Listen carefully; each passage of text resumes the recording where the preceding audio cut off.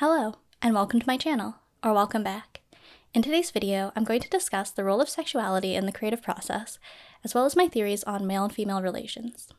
So to begin, you might be familiar with the idea that creative energy and sexual energy are very much intertwined, or maybe even synonymous, and that maybe there are things that you can do sexually that might inspire you creatively, or there are things that might be a detriment to your creativity. So I'll start with a quote from Elfriede Jelinek, the piano teacher. "The women spell one another. They rotate, according to some displeasure principle, through a whole chain of peep shows, so that steady customers can always get to see new flesh at specific intervals. Otherwise, the regulars will stop coming.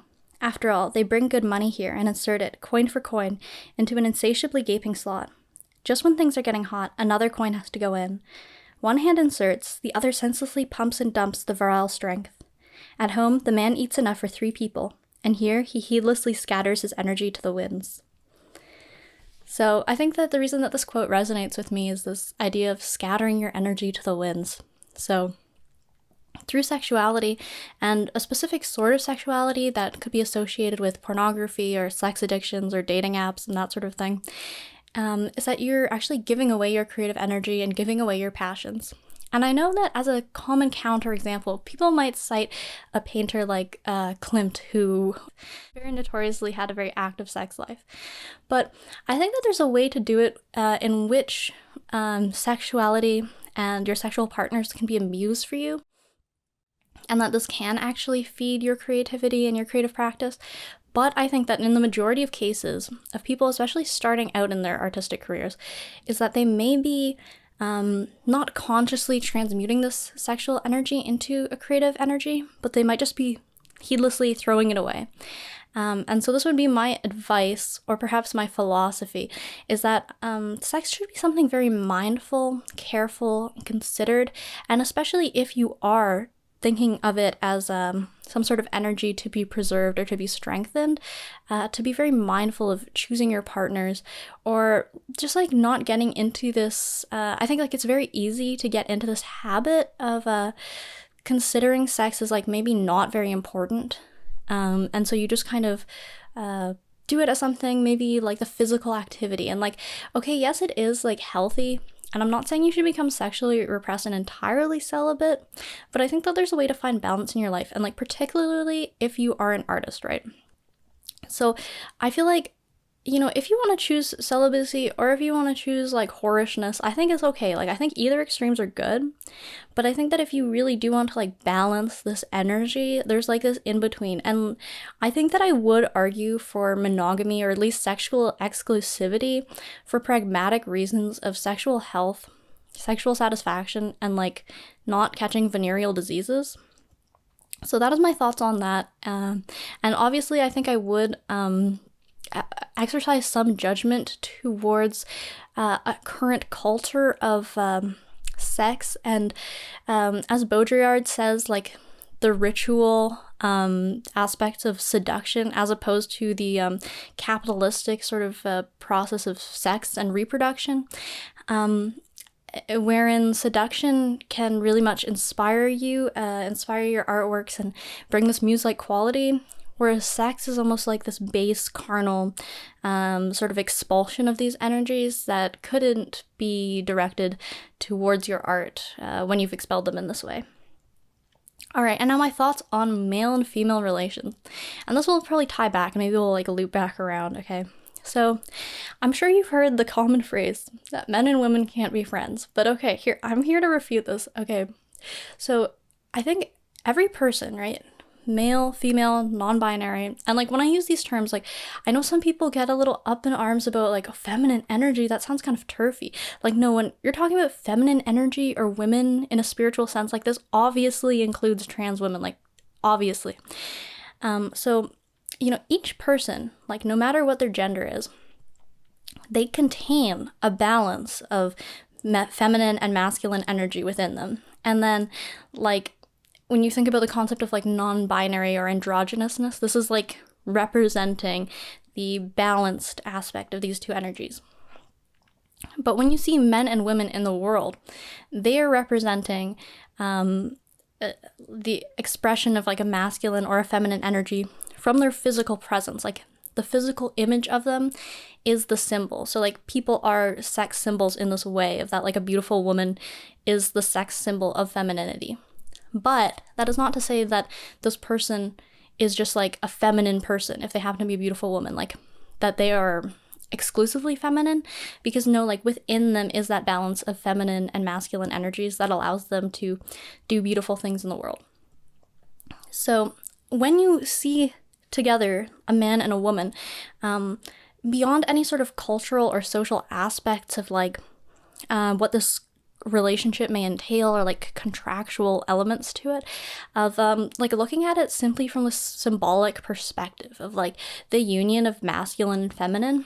And that doesn't necessarily mean that it has to be this way, but I think it can often be that in conversation, maybe a woman might take on more of the feminine perspective, whereas a man can maybe express more of a masculine perspective. But I think that this is not always the case. I think that in the case of people who are more balanced, and you know, you might even hear people say like their divine feminine or their divine masculine, but like what this really means is like having a balance of these energies. And I think that this can really lead to a good conversation.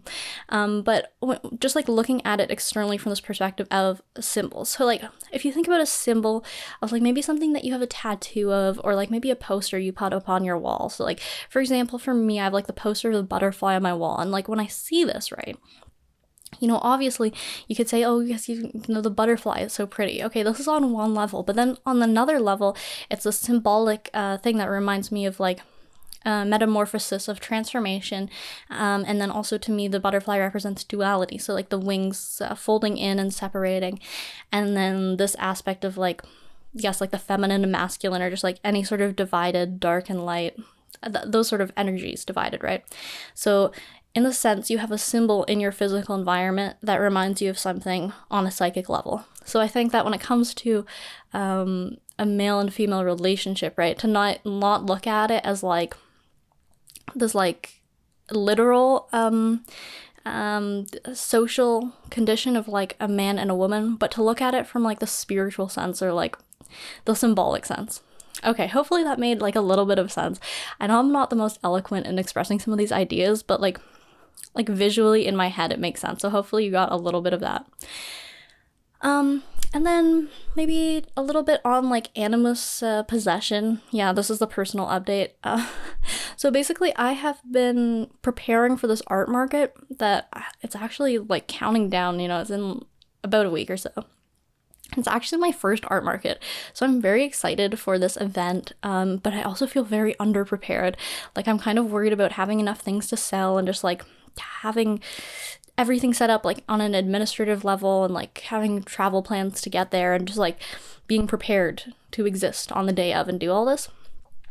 And instead of preparing for this art market by actually doing the work and directing my creative energies to something productive, I've actually been experiencing animus possession, which means that I've been wasting my time talking to boys, especially on the internet.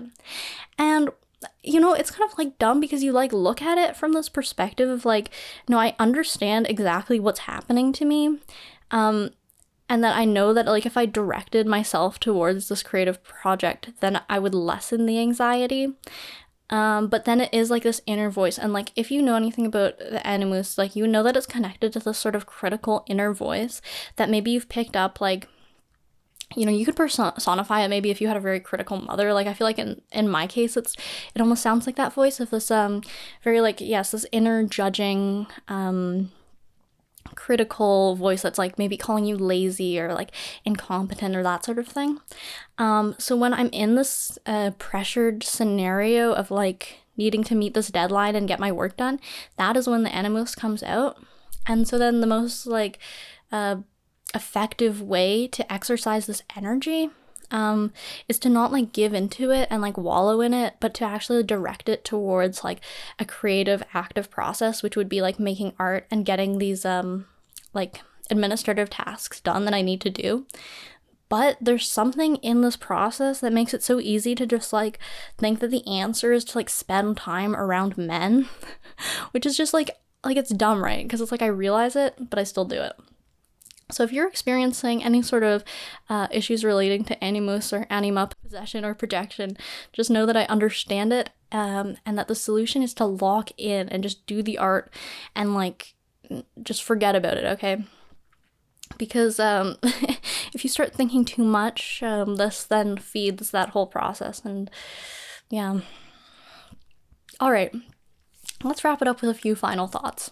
I think I recently have not been feeling too great about my creative outputs in general. Like, I think I've really been slacking lately. There's like this critical voice coming out because I am like genuinely working.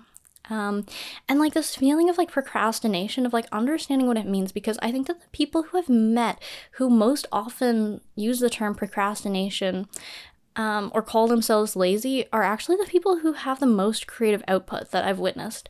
And it's because they're very conscious of like their time and what they're spending their time on, that it then makes them aware of like, okay, now I'm procrastinating because I'm doing something in my time that's not the art that I would usually be doing, or this like productive thing that I would usually be doing. Whereas I feel like actually if you look at the people who are like not actually doing the art, like calling themselves artists but like not doing much of anything and like having absolutely nothing in their portfolio, they actually don't have these like strange neurotic complexes about procrastination or laziness. Like they're actually okay with it. Like they're actually okay with just saying like, yeah, I'm a practicing artist, but then they don't practice at all and they just feel no guilt towards it. So I think that if you're feeling a lot of this guilt and pressure, like you could almost take that as like a green flag. Like that's like a good sign that you're actually like aware and like realistic, self-aware, and that sort of thing, but also to like not take it too far, because it is important to like realize that you actually do have like a life, and that things like socialization, rest, daily chores, and just like experiencing communion with nature and that sort of thing, like these are all deeply important to your creative practice. And yes, maybe even sex is one of those things on the list that you should be engaging in to just be a human being, and understand that you're not just a machine who creates art, and that there's other things in your life. So maybe not to feel too guilty about like, I'm wasting time when I could have been working on art, because you simply couldn't be working on art all day long or there would be nothing to make art about. Okay, so I hope that maybe this message helped you a little bit, maybe reassured you a little, or maybe just gave you insight into some of the neurotic spirals that I go through every day. And I hope to announce some physical copies of my artwork that I will be producing for this art market, so maybe they will be available online or in PDF format, so please keep an eye out for that. And as always, thank you so much for the support on these videos.